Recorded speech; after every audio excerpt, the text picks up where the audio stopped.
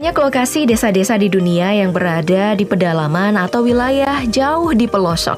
Tapi ada juga yang lokasinya tidak disangka-sangka bisa dihuni orang-orang. Mungkin dianggap tidak cocok menjadi pemukiman. Di tengah laut, tersembunyi di gunung, di daerah terdingin, di tebing, hingga yang dikelilingi bukit pasir.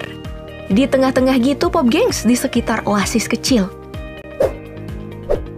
Seperti desa bernama Huacachina di Peru Selatan ini, sekitar 5 km dari kota Ica. Dengan populasi permanen sekitar 100 jiwa.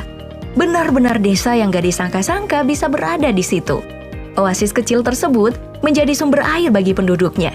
Satu-satunya oasis alami di kawasan gurun Amerika, Huacachina pun mendapat julukan Oasis Amerika. Berada terpencil di tengah-tengah pasir gitu, oasis tersebut beneran menjadi sebuah berkah. Desa ini menarik kunjungan wisatawan yang jumlahnya melebihi populasinya, membuat sebagian warga bergantung pada sektor pariwisata. Pengunjung bisa menikmati senja di atas kapal.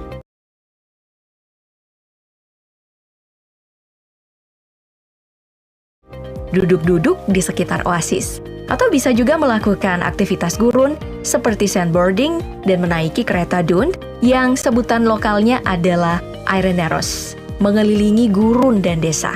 Nah, yang menarik adalah desa ini dipenuhi dengan legenda, nama yang berarti bocah kecil berteriak berangkat dari cerita rakyat, di mana ada seorang pangeran bernama Henry Cobb yang berparas tampan, layaknya penggambaran banyak dewa. Saat ia dikejar banyak perempuan, ia berlari melalui padang pasir, berenang di oasis, lalu berubah menjadi putra duyung. Ada juga legenda yang mengatakan bahwa oasis ini dibentuk setelah seorang putri cantik melepas pakaiannya untuk mandi. Saat putri tersebut melihat ke cermin, ia melihat pemburu pria mendekatinya. Sang putri lalu lari dan melemparkan cerminnya dan berubah menjadi danau. Menikmati senja hingga pagi buta di atas gurun sambil menatap ke bawah ke arah desa semakin menjelaskan makna dari oasis di tengah gurun, yakni berkah.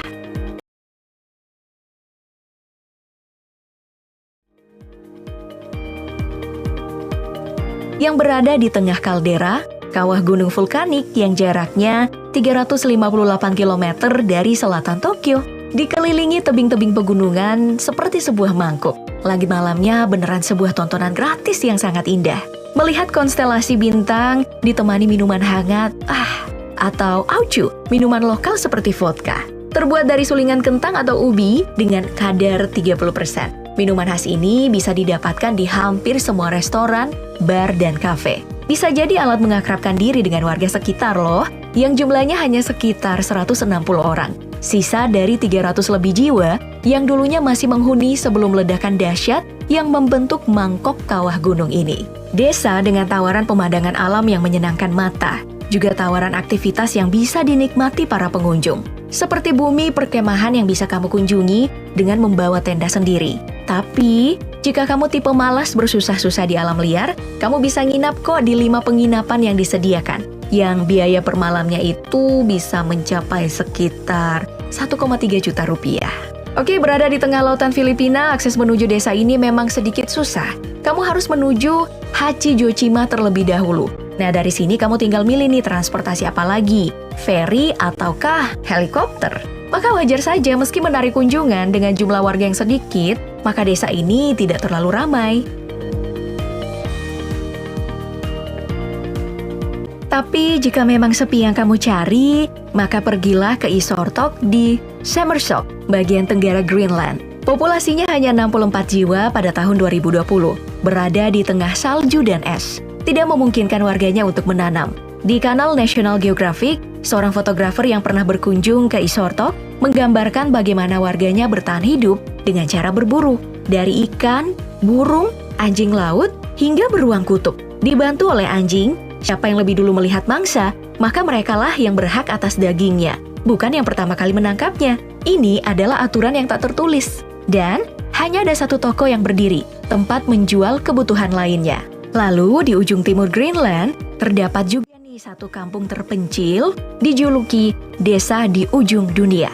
Namanya Itok Kortormit. Pada tahun 2019, desa ini dihuni sekitar 450 orang dan menempati rumah berwarna-warni. Yang baik pada malam harinya maupun pada pagi hari, desa ini sangat menenangkan. Namun karena desa ini lebih populer daripada Isortop, meski aksesnya sama-sama susah, kunjungan wisata masih sering ada, termasuk para peneliti yang mengamati perubahan iklim. Para warga lokal bertahan hidup dengan mengkonsumsi daging dan bergantung pada kunjungan wisatawan. Mereka menawarkan homestay, tempat makan, berbagai wisata alam seperti menikmati kereta anjing kutub di tengah salju, melihat aurora, atau menyaksikan perkampungan di bulan-bulan saat air laut tidak membeku. Dan itu hanya 3 bulan dalam setahun.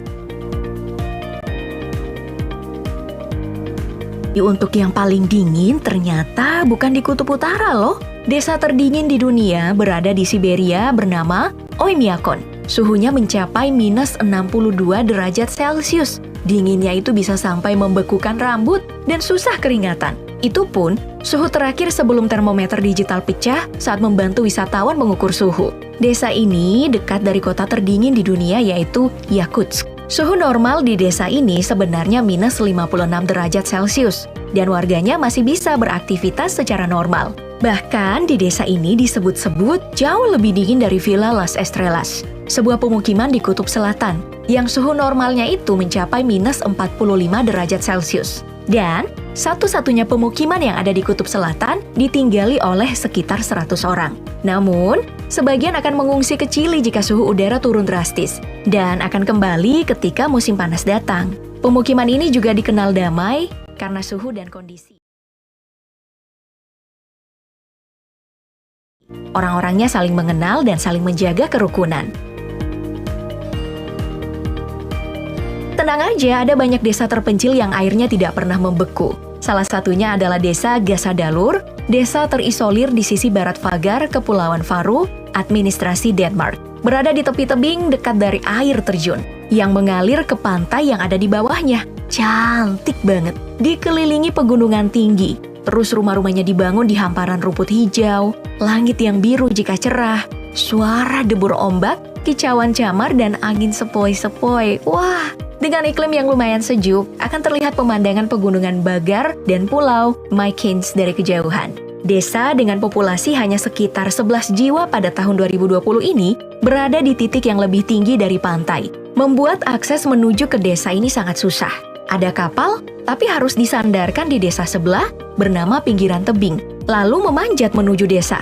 Atau jika lewat darat, bisa melewati terowongan sepanjang 1,5 kilometer menuju desa. Jangan bertanya mengapa susah-susah bangun kampung di tebing, karena semua pasti ada alasannya. Seperti sebuah desa yang ada di tebing Bandiagara, Mali, Afrika Barat.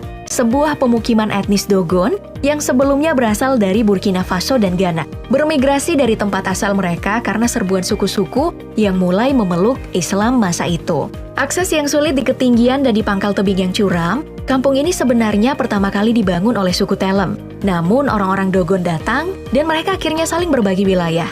Dimasukkan ke dalam situs warisan dunia UNESCO karena keindahan fitur geologis, arkeologis, dan kekayaan etnologinya. Hingga akhirnya menarik para pelancong untuk berkunjung. Hanya dengan menempuh jarak sekitar 90 km dari kota Mopti, pengunjung udah bisa sampai di desa Dogon ini. Nah, kira-kira desa mana nih yang akan menarik bagi kamu?